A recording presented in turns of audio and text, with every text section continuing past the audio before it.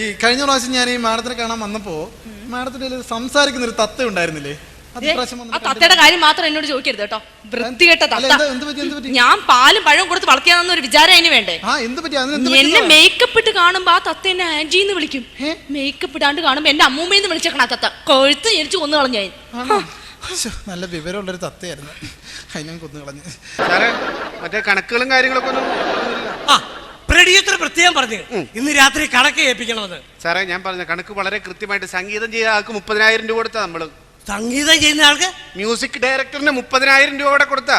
എടോ അയാൾ 15,000 രൂപയ്ക്ക് സമ്മതിച്ചല്ലേ? അയാൾ 15,000 രൂപക്ക് സമ്മതിച്ചാണ്, ശരിയാണ്. അയാൾ താമസിച്ച ഹോട്ടലിൽ പോയി അയാൾ സംഗീതം ചെയ്ത് അവിടെ സ്ഥിരം താമസിച്ചിരുന്ന അവിടെ ഇറങ്ങിപ്പോയി. അവരുടെ 15,000 കൂടി ഞാൻ തീർത്തിട്ടുമാണ് വന്നേക്കുന്നത്, മനസ്സിലായ? 2 മാസം 40,000 രൂപ കൊടുത്താ. 2 മാസത്തിന് 40,000? 40,000 രൂപ ഞാൻ കൊടുത്തു. എടോ അയാൾ 15,000 രൂപയ്ക്ക് സ്റ്റാൻഡ് ചെയ്യാമെന്ന് സമ്മതിച്ചു. ശരിയാണ്, 15,000 രൂപ ഏറ്റാണ് 25,000 രൂപ എന്നോട് ഇടിച്ചു മേടിച്ച്. അറിയാമോ? അത് പോട്ടെ, അവിടെ നമ്മുടെ ഡാൻസ് മാഷിന് 30,000 രൂപ കൊടുത്താ. ഡാൻസ് മാസ്റ്റർക്ക്? എന്റെ പൊന്ന് സാറേ, ഡാൻസ് മാഷിന് 30,000 രൂപ നമ്മൾ കൊടുത്തില്ലേ? 30,000 കൊടുത്തേ? ഡാൻസ് മാസ്റ്റർ 10,000 രൂപയ്ക്ക് സമ്മതിച്ചു, അറിയോ? എന്റെ പൊന്ന് സാറേ, ശരിയാണ്, 10,000 രൂപക്ക് സമ്മതിച്ചതാണ്. പക്ഷെ അയാൾക്ക് ഇവിടെ ഇത് ഡാൻസ് പഠിപ്പിക്കാൻ വേണ്ടി 20,000 രൂപ ചെലവാക്കിയിട്ടാണ് ഈ പടത്തിന് വേണ്ടി നമ്മൾ കൊണ്ടുവന്നത്. അതാണ് ഞാൻ പറഞ്ഞത്, ഇതൊരു ലോ ബഡ്ജറ്റ് ഇത്ര, നമുക്ക് ബിഗ് ബഡ്ജറ്റ് ഇത്ര ആക്കി എടുക്കാന്ന് പറഞ്ഞില്ലേ? അത് ശരി. അപ്പൊ ബിഗ് ബഡ്ജറ്റ് ആയിക്കൊണ്ടിരിക്കുക. ഇതൊക്കെ ശരിയായിക്കോളും. സാറെന്താ എന്നെ വിളിച്ച അത്യാവശ്യമായിട്ട് വരാൻ പറയുന്നതാണ്? സാറാണ് ഈ പടത്തിന്റെ ഡയറക്ടർ എന്നുള്ള കാര്യം ഞാൻ പറഞ്ഞില്ലേ. അപ്പൊ നമ്മുടെ ഫസ്റ്റ് സീൻ എന്ന് പറഞ്ഞാൽ ആ കടയിൽ നിന്ന് നായികന് കടന്നു വരുന്ന സീനാണ്. നമ്മള് ആ കടയിൽ നിന്ന് ഇങ്ങനെ വരുമല്ലേ, പക്ഷെ ആ കടയിൽ നിന്ന് വരാൻ പറ്റത്തില്ല. ഞാൻ ആ കടയിൽ പൈസ കൊടുക്കാം. സാറേ എനിക്കൊരു സംശയമുണ്ട്, സാർ എന്താ ഇങ്ങനെ പിടിക്കണതിന്റെ ഇതെന്താണത്? ഇങ്ങനെ പിടിക്കുന്നത് എല്ലാ സംവിധായകരും ഇങ്ങനെ പിടിക്കാറുള്ള. അതായത് ഒന്നെങ്കിൽ പടം പൊട്ടും അല്ലെങ്കിൽ വിജയിക്കും, അതാ ഇതിന്റെ അർത്ഥം. അതാണ് ഇങ്ങനെ പിടിക്കുന്നത്. സർ എന്താ ഇത്?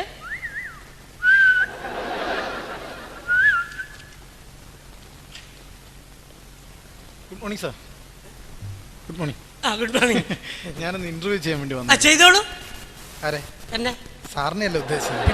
ഞാൻ ഈ കാടിന്റെ മക്കളുടെ നായകനെ ഉദ്ദേശിച്ചില്ല, ഞാൻ ഉദ്ദേശിച്ചത് മാഡത്തിനെയാണ്. ഞാൻ നായകനല്ല, ഡയറക്ടറാ. എന്തും ആയിക്കോട്ടെ, എങ്കിലും ഞാൻ സാറിനെ ഉദ്ദേശിച്ചിട്ടില്ല. സാർ മാഡത്തിന് 5 മിനിറ്റത്തേക്കിന് ഒരു കാര്യമുണ്ട്.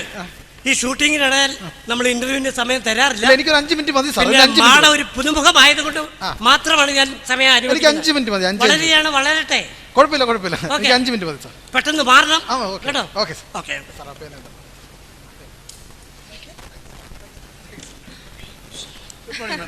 Good morning.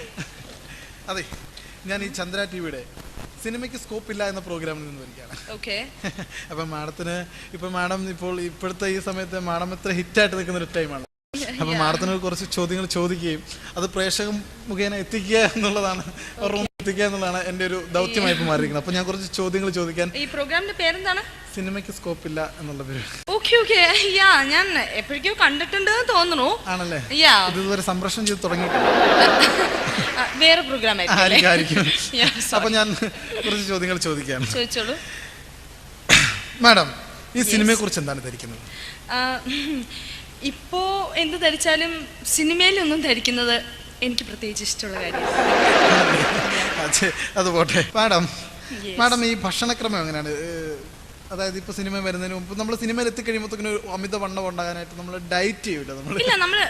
അപ്പൊ ഈ ഭക്ഷണക്രമം സിനിമയ്ക്ക് മുൻപും പിൻപും, അതായത് വന്നതിന് ശേഷവും മുൻപുമുള്ള ഭക്ഷണക്രമം. പണ്ടും ഇപ്പൊ സിനിമയിൽ വരുന്നതിന് മുമ്പാണെങ്കിൽ നന്നായിട്ട് ഡയറ്റ് ചെയ്യുമായിരുന്നു. ഇപ്പോഴും ഡയറ്റിങ് എന്റെ ഒരു ഹോബി തന്നെയാണ് തീർച്ചയായിട്ടും. ഇപ്പൊ സിനിമയിൽ വരുന്നതിന് മുമ്പ് എനിക്ക് കഞ്ചി കപ്പ ലൈക്ക് ദാറ്റ് നോ. ഇപ്പൊ 5 സ്റ്റാർ ഹോട്ടൽസിലെല്ലാം അതാണല്ലോ മെയിൻ ആയിട്ട് കൊടുക്കുന്നത്. അതൊക്കെയായിരുന്നു ഇഷ്ടം. പക്ഷെ ഇപ്പൊ ഫ്രൈഡ് റൈസും ന്യൂഡിൽസും ഒന്നും ഇല്ലാണ്ട് എനിക്ക് ഒട്ടും മുമ്പോട്ട് മാറ്റില്ല. പിന്നെ ചിക്കൻ 65 മൈ ഫേവറേറ്റ്, എല്ലാ നേരം എനിക്കത് വേണം. പിന്നെ എനിക്കൊരു നിർബന്ധമുള്ളത് 1 hour വിട്ട് ഫ്രഷ് ജ്യൂസ് വേണം കേട്ടോ. ഫ്രഷ് ജ്യൂസ് എന്ന് പറയുമ്പോൾ അത് നമ്മുടെ കോംപ്ലക്ഷൻ, മുസംബി, പിന്നെ പൈനാപ്പിൾ എല്ലാം ഭയങ്കര ഇഷ്ടമാണ്. നമ്മുടെ കോംപ്ലക്ഷൻ എല്ലാം നന്നായിട്ട്. ആണല്ലേ? ചുമ്മാ നല്ല 5 പടത്തിലാണ് വെച്ചേക്കുന്നത്. മാഡം വേറെ സംഭവം ചോദിച്ചോട്ടെ? മാഡം ഈ ഒന്നും തോന്നരുത്, ഈ സൗന്ദര്യം നിലനിർത്തുന്നത് എങ്ങനെയാ? അത് സൗന്ദര്യം നിലനിർത്താൻ നമ്മൾ ഒരിക്കലും ഇപ്പൊ പെൺകുട്ടികൾ പ്രത്യേകം ശ്രദ്ധിക്കേണ്ട ഒരു കാര്യമാണ്. ഇപ്പോഴത്തെ പെൺകുട്ടികൾ അത് ശ്രദ്ധിക്കാത്തൊരു കാര്യമാണ്. ആദ്യം ഓവർ മേക്കപ്പ് ചെയ്യാതിരിക്കുക. ഓവർ മേക്കപ്പ് ചെയ്തിട്ടുണ്ടെങ്കിൽ നമ്മുടെ ഫേസിൽ പോസ് വരും, അങ്ങനെ ഭയങ്കര ഡാർക്ക് സർക്കിൾസ് വരും, അങ്ങനെ ഭയങ്കര പിന്നെ ഇത് സാധാരണ പെൺകുട്ടികളുടെ കാര്യമാണ് ഞാൻ പറഞ്ഞത്. പിന്നെ സിനിമാ നടികളാവുകയാണെങ്കിൽ കല്യാണമേ കഴിക്കരുത്. കല്യാണം കഴിച്ച സൗന്ദര്യം പോകും, എന്റെ അഭിപ്രായം. അതുകൊണ്ട് ഞാൻ കല്യാണമേ കഴിച്ചില്ല. അതെ, വിവാഹം കഴിച്ചിട്ടേ ഇല്ല. ഓക്കെ, ഇപ്പൊ ഞാൻ ഒരു കാര്യം ചോദിച്ചോട്ടെ മാഡം, ഇപ്പോൾ ഇത്രയും കാര്യങ്ങൾ ഞാൻ ചോദിച്ചു എങ്കിലും മാഡത്തിന് ഈ മലയാള സിനിമയ്ക്ക് വേണ്ടി മാഡം എന്തൊക്കെ സംഭാവനകൾ ചെയ്തിട്ടുണ്ട്? എനിക്ക് വളരെ വലിയൊരു സംഭാവന ചെയ്യാനാണ് സാധിച്ചത്. അതായത് നിങ്ങളൊന്നും പ്രതീക്ഷിക്കാത്ത ആ സംഭാവനയാണ് ഞങ്ങൾക്ക് അറിയേണ്ടത്, ജനത്തിന് അറിയേണ്ടത്. ആ സംഭവം അതായത് കല്യാണം കഴിക്കാത്ത എനിക്ക് 4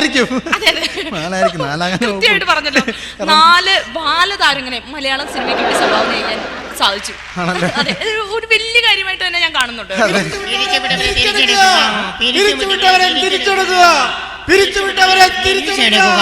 ഇതെന്താണ് മാഡം? ഇത് വല്ല ജോലിക്കാരൻ മാഡം പിരിച്ചു വിട്ടോ? അവർ ജോലിക്കാരൊന്നുമല്ല. പിന്നെ അതൊക്കെ എന്റെ ഭർത്താക്കന്മാരാ. ഞാൻ പിരിച്ചു വിട്ടതാന്നേ. അവരിപ്പോ തിരിച്ചെടുക്കാൻ പറഞ്ഞ അവന്മാര് സമരം ചെയ്തോണ്ടിരിക്കുക. പാട്ട് തിരിഞ്ഞു നോക്കും. പിന്നെ മാഡം, ഞാനൊരു സംഭവം ആലോചിക്കായിരുന്നേ. ഈ കഴിഞ്ഞ ദിവസം ഞാനൊരു വാർത്ത കേട്ടോ. എന്താ വെച്ചാൽ മാഡം ഒരു തുണിക്കടയുടെ ഉദ്ഘാടനത്തിന് വിളിച്ചിട്ട് മാഡം ചെന്നില്ല എന്നുള്ളൊരു സംഭവം കേട്ടോ. എന്താണത്? ഒരിക്കലും നമുക്ക് ഈ വസ്ത്രത്തോട് വലിയ താല്പര്യം ഇല്ലെങ്കിൽ പിന്നെ നമ്മൾ പറ്റില്ലാത്ത പോകാൻ പാടില്ല. അതിനോട് താല്പര്യമുള്ള കാര്യങ്ങൾ ചെയ്യുന്നതല്ലേ നല്ലത്? അതെ, കറക്റ്റ് ആണ്. പക്ഷെ ഞാൻ വേറെ സംഭവം കൂടെ അറിഞ്ഞു മാഡം. മാഡം പുതിയൊരു വീട് പണിതെന്ന് ഞാൻ കേട്ടു. പക്ഷെ അതല്ല, വീട് പണിതല്ല വാർത്ത. 3 നിലയുള്ള വീടാണ്. അതല്ല വാർത്ത. ആ വീടിന് ബാത്റൂം ഇല്ല എന്നുള്ളതാണ് ഒരു ഭയങ്കര ഹോട്ട് ന്യൂസ് ആയിട്ട് മാറിക്കൊണ്ടിരിക്കുന്നത്. അതെ, ഒരു ഹോട്ട് ന്യൂസ് ആയിട്ട് എല്ലാ ചാനൽസിലും എല്ലാ മാഗസീൻസിലും ഒക്കെ വന്നിരുന്നു. അത് സത്യമാണ് കേട്ടോ. എന്താണ് അങ്ങനെ ചെയ്യാൻ കാരണം? അതെന്താന്ന് വെച്ചാ, ഇപ്പൊ ഞാൻ അഭിനയിക്കുന്ന എല്ലാ സിനിമകളിലും ഒരു 5-6 കുളിസീനോളം ഉണ്ടാവാറുണ്ട്. ഒരു ബാത്റൂമിന്റെ ആവശ്യമില്ലല്ലോ. ഈ 5-6 കുളിസീനൊക്കെ അഭിനയിക്കുമ്പോൾ മാഡത്തിന് പനി ഉണ്ടാവത്തില്ലേ? ഓ, അതെങ്ങനെ വരാൻ? എനിക്ക് പണ്ട് അല്ല, ഞങ്ങക്ക് വീട്ടിൽ എനിക്ക് സ്വിമ്മിംഗ് പൂൾ ഉണ്ടായിരുന്നു. പിന്നെ ഞങ്ങക്ക് ബോട്ടിങ് എന്റെ ഹോബി ആയിരുന്നു. അപ്പൊ അതിനെല്ലാം പോകുമ്പോ സ്വിമ്മിംഗ് ഹോബി ആയതുകൊണ്ട് വെള്ളത്തിൽ തന്നെ പ്രോബ്ലം ഉണ്ടാവാറില്ല. പിന്നെ മാഡം, ഇനി ഞാൻ അടുത്ത് ചോദിക്കാൻ പോകുന്ന ചോദ്യം എല്ലാ സിനിമാ താരങ്ങളോടും ചോദിക്കാൻ അവരാഗ്രഹിക്കുന്നതും ഞങ്ങൾ ആഗ്രഹിക്കുന്നതുമായ ഒരു ചോദ്യമാണ്. ഈ നവരസത്തെ കുറിച്ച് മാഡത്തിന്റെ അഭിപ്രായം? എനിക്ക് വലിയ ഇഷ്ടമില്ല. എനിക്ക് തക്കാളി രസം കേട്ടോ ഇഷ്ടം. നല്ല കുരുമുളകൊക്കെ ചേർത്ത് എന്ത് സുഖമായിരിക്കും അറിയോ വയറ്റിന്. നമുക്ക് ഓടി നടന്നങ്ങ് അഭിനയിക്കാൻ പറ്റും. നല്ല പാറി പറന്ന് നടന്നിട്ട്. അതെ. ദൈവമേ. മാഡം, ഈ പത്മശ്രീയെ കുറിച്ച് എന്താണ് മാഡത്തിന്റെ അഭിപ്രായം? അവളെ കുറിച്ച് മാത്രം എന്റെ അടുത്ത് ചോദിക്കരുത്. വൃത്തിയായിട്ടവള് അവളൊരു മാഗസീനിൽ എഴുതിയിരിക്കുന്നു എനിക്ക് 22 വയസ്സായെന്ന്. ഓരോ എനിക്ക് 3 കുട്ടികളുണ്ടെന്ന്. എനിക്കത് എങ്ങനെ ഫീൽ ചെയ്യും ആലോചിച്ച് നോക്കൂ. മാത്രം ചോദിക്കരുത്. അവളെ എവിടെ കണ്ടിട്ടുണ്ടെങ്കിൽ ആളെ വിട്ട് തല്ലിക്കാൻ ഏർപ്പാട് ഞാൻ ചെയ്യും. നോക്കിയോ? സോറി, ഒരു നിമിഷം ഞാൻ ചോദിച്ചോളൂ. മാഡം, ഈ വണ്ടി ചെക്കിനെ കുറിച്ചുള്ള മാഡത്തിന്റെ അഭിപ്രായം എന്താ? എനിക്ക് അതിനെ കുറിച്ച് നല്ല അഭിപ്രായമായിട്ടോ. എന്നുവെച്ചാ നമ്മളിപ്പോ വണ്ടിക്ക് ഇന്ന് മേടിക്കുവാണെന്നുണ്ടെങ്കിൽ നമ്മൾ വണ്ടിക്കാശ് കൊടുക്കേണ്ടി വരും അല്ലേ? ചെക്ക് മേടിക്കാൻ പോകുമ്പോ അവരിങ്ങോട്ട് വണ്ടിക്ക് വന്ന് തരുവാണെന്നുണ്ടെങ്കിൽ നമുക്ക് വണ്ടിക്കാശിലാവും. കാലും കെട്ടിയിരുന്ന ചെക്ക് 2 കൈ നീട്ടി മേടിക്കാനും പറ്റും. അതിലും നല്ലത് എന്റെ പോളിസി അനുകരിക്കണം സിനിമാ നടിമാർ ആരാണെങ്കിലും അല്ലേ? പിന്നെ മാഡം, മാഡത്തിന് ഈ അടുത്തിടെ ഒരു അവാർഡ് കിട്ടിയത് കേട്ടല്ലോ. എന്താണ് അതിനെ കുറിച്ച് 2 വാക്ക് സംസാരിക്കണം മാഡം. സത്യത്തിൽ ആ അവാർഡ് പ്രേക്ഷകർ എനിക്ക് വാക്കുകൾ കിട്ടുന്നില്ല പറയാനായിട്ട്. എനിക്ക് എനിക്ക് അവര് മനസ്സറിഞ്ഞ് നൽകിയൊരു ഇതായിരുന്നു. അതായത് ഞാൻ 5 വർഷം ഈ ഫീൽഡിൽ നിന്ന് വിട്ടു നിന്നിരുന്നു. ഇപ്പൊ ഞാൻ വന്നിട്ട് 1 മാസമേ ആയിട്ടുള്ള ഫീൽഡിലേക്ക്. ഇപ്പൊ തന്നെ ഞാൻ 15 പടത്തോളം കമ്മിറ്റ് ചെയ്ത് കഴിഞ്ഞു. എന്നാലും ഞാൻ 5 വർഷം ഫീൽഡിൽ നിന്ന് വിട്ടു നിന്നല്ലോ. അതിന്റെ സന്തോഷത്തില് പ്രേക്ഷകരുടെ ഒരു സന്തോഷത്തിന് വേണ്ടി എനിക്ക് തന്ന ഒരു അവാർഡായിരുന്നു. തീർച്ചയായിട്ടും വളരെയധികം പ്രശസ്തി എനിക്കതിൽ നിന്ന്. മാഡം, പിന്നെ വേറൊരു സംഭവം ഞാൻ കേട്ടത് എന്നറിയോ? എന്നോട് ദേഷ്യം തോന്നരുത്.